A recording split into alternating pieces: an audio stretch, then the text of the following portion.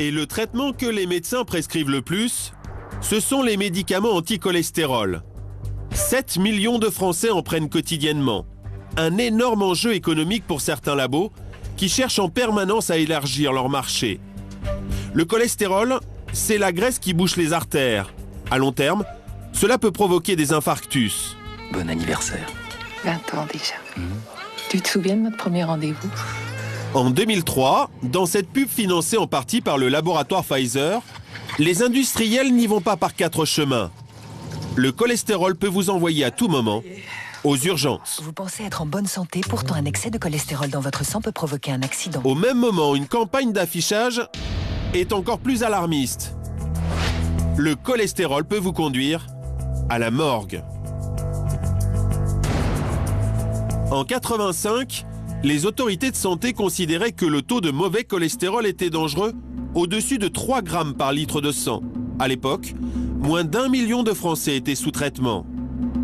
Aujourd'hui, les autorités de santé ont baissé le taux de mauvais cholestérol admis à seulement 2 grammes par litre de sang.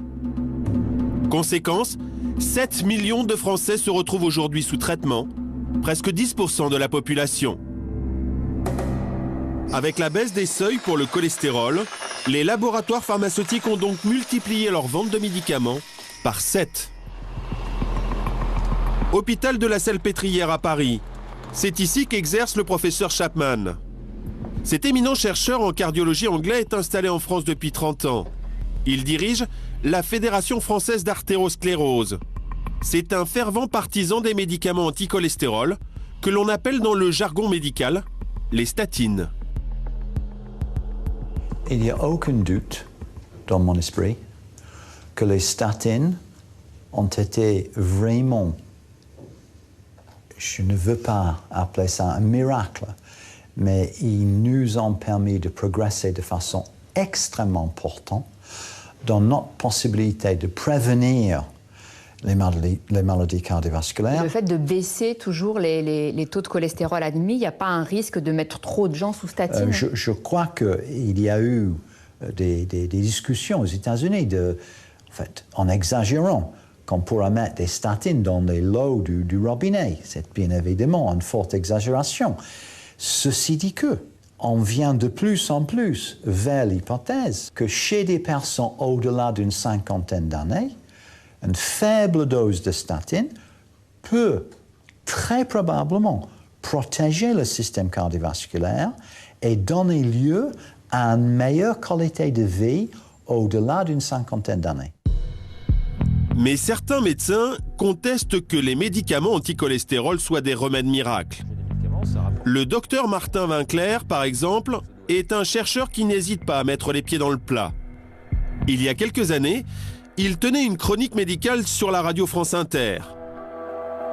En 2003, il a dénoncé la campagne de communication alarmiste de Pfizer. Moi, je crois qu'il y a un grand principe général en matière de santé qui est si on vous fait peur, c'est qu'on a quelque chose à vous vendre. Il est bien évident que quand vous faites une campagne sur le cholestérol à la télévision en disant il faut que tout le monde se dose le cholestérol, si le médecin, lui, il n'est pas très bien armé pour dire non, ça sert à rien, et on essaye de vous couillonner, il va céder. Et c'est très intéressant de faire prendre des médicaments à des gens qui n'ont rien parce qu'ils vont vivre très longtemps, ils vont donc les prendre très longtemps. Le docteur Winkler va plus loin. Pour lui, les médicaments anti-cholestérol prescrits seraient le plus souvent inutiles. La majorité des gens qui prennent les médicaments anti-cholestérol en France les prennent pour rien, absolument. Les deux seules catégories de personnes pour lesquelles on a montré que faire baisser le cholestérol, ça servait à quelque chose, c'est une première catégorie qui comprend des hommes de plus de 50 ans ayant déjà fait un accident coronarien ou vasculaire, c'est-à-dire une angine de poitrine, un infarctus ou un accident vasculaire, qui sont obèses, qui sont hypertendus, qui ont un diabète et qui fument. Ceux-là, on sait que faire baisser leur cholestérol, ça sert à quelque chose. La deuxième catégorie, c'est les gens dans les familles de qui tout le monde a un cholestérol très élevé, et on sait que ces gens-là, quand ils ont un cholestérol très élevé, c'est-à-dire 3 grammes, 4 grammes, 5 grammes, 6 grammes, c'est une maladie génétique, alors là, ouais, il vaut mieux leur faire baisser leur cholestérol quand même. Toutes les autres catégories de personnes, on n'a jamais montré que le cholestérol, de faire baisser le cholestérol, ça servait à quelque chose. Par conséquent, si vous ne faites pas partie de ces deux catégories, qu'on vous donne un traitement pour faire baisser le cholestérol, on vous le donne pour rien. Le docteur Vinclair a finalement été remercié de France Inter. Il poursuit désormais ses recherches à la faculté de Montréal. Les médicaments anti-cholestérol peuvent provoquer de graves effets secondaires. Le plus souvent, ce sont des lésions musculaires. Ainsi, en 2001, 2 médicaments anti-cholestérol ont été retirés du marché, le Staltor et le Colstat du laboratoire allemand Bayer. Selon les autorités sanitaires, le Colstat a causé la mort de 100 patients dans le monde et 3000 autres souffrent d'effets secondaires très graves. Colette Joly, par exemple, a pris du Colstat pendant 1 an. Vous voyez, là, je l'ai pris de la main gauche, de la main Cette droite. ancienne commerciale à la retraite qui vit à Paris a les muscles rongés. Selon ses médecins, le Colstat est responsable de ces terribles séquelles. Oh là là, vous voyez, j'ai 1 tonne au bout des mains. 1 tonne. Là, au niveau des muscles, vous avez des séquelles encore? Oh, absolument. J'ai un moignon du fait que mon biceps a été coupé en 2, les tendons complètement abîmés, tout le bras, même sur le bras gauche, mais c'est surtout le bras droit qui est très, très, très abîmé. Et ça, c'est des effets secondaires que vous avez eus quasiment aussitôt après avoir pris le Tout médicament. à fait, tout à fait. J'ai commencé par avoir mal partout, partout. Et les douleurs musculaires, elles sont venues au bout de combien de temps? Très vite, et ça ne m'a jamais quitté. Vous avez bon espoir d'obtenir quelque chose quand même? Ben, je l'espère bien. Sinon, à quoi bon? Depuis le temps que je me bats, rendez-vous compte? Des années, des années, des années. Mais je ne lâcherai pas. Je ne lâcherai pas. J'irai jusqu'au bout.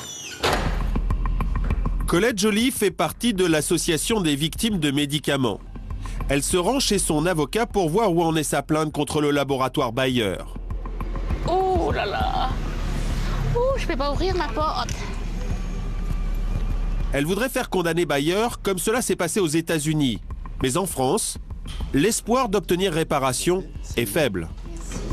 Je peux vous dire la chose suivante. Qu'est-ce qui s'est passé aux États-Unis? Aux États-Unis, 3000 victimes, 1 milliard de dollars. En France, 10 000 victimes. Et à ma connaissance, nous en sommes à 0 €. Donc je crois que les choses sont claires. 10 ans plus tard. Aujourd'hui, il manque dans l'arsenal judiciaire français, il manque des actions collectives. Donc les laboratoires profitent de ce manque. Ils considèrent peut-être avec leur assurance qu'au bout de 10 ans, les victimes vont se décourager. Aujourd'hui, les statines sont une vraie poule aux œufs d'or pour l'industrie pharmaceutique. Car les médicaments anti-cholestérol doivent être pris au quotidien pendant des années. C'est une véritable rente. En France, ils rapportent 1 milliard d'euros chaque année au labo. Dans le monde, c'est un marché de plus de 10 milliards d'euros au total. Direction Barcelone, en Espagne. Congrès mondial de cardiologie, organisé et financé en grande partie par les laboratoires pharmaceutiques. 200 stands commerciaux et tout un espace consacré au cholestérol. 40 000 cardiologues sont venus du monde entier. Notre reportage est très encadré. Une chargée de communication nous suit en permanence. Nous devons tourner en caméra cachée les stands des industriels. Pour attirer les médecins sur leurs stands, les labos rivalisent d'imagination. Des flippers et des jeux vidéo qui permettent de gagner des petits lots, des quiz pour gagner des stylos et des agendas promotionnels. What do you have to do to get Answer a quiz over there, and then I can give you a bag with all of. Ah, ok. That by reducing LDL cholesterol, we are able to also reduce the cardiovascular risk. Dans un amphithéâtre, le laboratoire japonais Kowa présente son nouveau médicament anti-cholestérol, la pitavastatine. Au micro, John Chapman, l'éminent chercheur en cardiologie que nous avions rencontré à l'hôpital de la Salpêtrière. Ses frais de déplacement et d'hébergement ont été pris en charge par le laboratoire japonais et devant ses collègues, le professeur fait l'article pour le nouveau médicament. Aujourd'hui, nous allons vous parler de la pitavastatine, un tout nouveau concept. Nous avons rendez-vous avec le docteur Michel Delorgeril. Ce cardiologue français, chercheur au CNRS, est reconnu dans le monde entier. Il a publié plusieurs ouvrages dans lesquels il dénonce la prescription abusive de statines. Pour lui, l'efficacité des médicaments anticholestérol est un mythe. Vous montrez les données scientifiques à un adolescent, même pas bachelier, et il arrivera à la conclusion que ces médicaments ne servent à rien, sauf à avoir des effets secondaires toxiques. Le docteur de Lorgeril réclame la création d'un comité indépendant pour évaluer l'efficacité et les effets secondaires des statines. Mais il n'a pas beaucoup d'espoir. Il y a 7 millions de Français qui consomment des statines. Imaginez qu'un comité de consensus, demain, se réunisse et dise ce traitement est inutile et dangereux. Imaginez ce qui va se passer dans la population. On va dire, 1, les experts nous ont trompés, 2, les universitaires sont des incapables, 3, les politiciens ne font pas leur travail, 4, il y a un ministère de la Santé, mais à quoi il sert? Vous voyez, c'est un peu ce qui est en train de se passer aux États-Unis, mais c'est vraiment petit pas à petit pas, parce que tout le monde, tous ceux qui ont défendu ces thèses, ces théories, sont pris dans un piège. Au congrès de Barcelone, évidemment, le docteur de Lorgeril n'est pas le bienvenu. Il n'a pas été invité à parler du cholestérol. Il devra se contenter d'intervenir sur les bienfaits de l'huile d'olive et du chocolat. Pourquoi est-ce qu'on ne vous invite pas ici pour parler du cholestérol? Parce que toutes les sessions organisées dans un meeting comme celui-ci sur le cholestérol, il est organisé par les industriels des médicaments anti-cholestérol. On ne va pas inviter quelqu'un qui va dire du mal de ces médicaments. Les voix discordantes sur les médicaments anticholestérol sont marginales et inaudibles. En 2010, comme tous les ans, le chiffre d'affaires attendu avec ces pilules est d'environ 15 milliards de dollars.